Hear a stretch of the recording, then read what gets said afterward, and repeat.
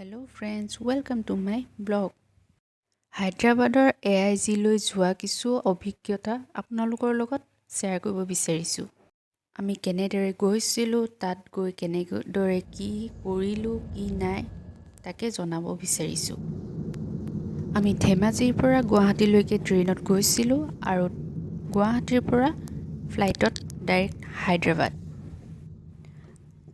আমি হায়দৰাবাদলৈ যোৱাৰ কাৰণটো হৈছে হাজবেণ্ডৰ এটা ৰিপৰ্ট, যিটো ইয়াত অসমত চাই ডক্টৰে অলপ ভয় খুৱাই দিছিলে। তাকে কনফাৰ্ম কৰিবৰ কাৰণে আমি AIG লৈ গৈছিলোঁ আৰু তালৈ গৈ গম পালোঁ যে প্ৰব্লেমটো ইমান ডাঙৰ নহয় যিমানখিনি আমি চিন্তা কৰি আছিলোঁ। আৰু এই বিষয়ে আন এটা ভিডিঅ'ত মই সকলোবোৰ জনাম।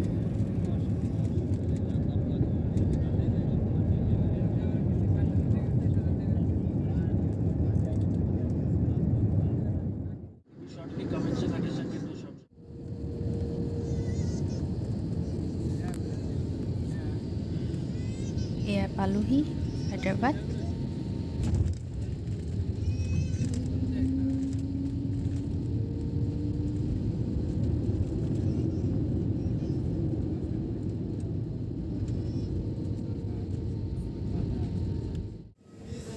পায়ে আমি কেব এখন বুক কৰি হোটেললৈ গ'লোঁ। হোটেলত বেগ থৈ আমি গ'লোঁ AIG লৈ।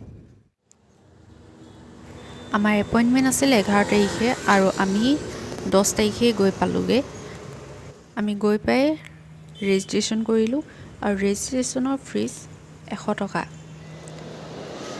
ৰেজিষ্ট্ৰেশ্যন কৰাৰ পিছত আমি পিছদিনাখন কেইটা বজাত আহিব লাগিব তাকে কনফাৰ্ম কৰিলোঁ আৰু আমাক ক'লে যে 9টাৰ পৰা 10টাৰ ভিতৰত আহি পাবহি লাগিব।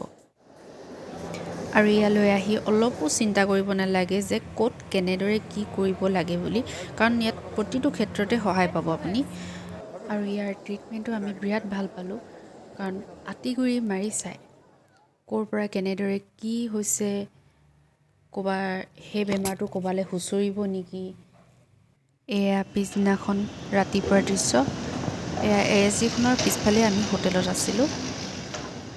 আমাৰ টেষ্টবোৰ হৈ গৈছে, এতিয়া ৰিপৰ্ট কালেক্ট কৰিব লাগে। ৰিপৰ্ট কালেক্ট কৰাটো একেবাৰে ইজি।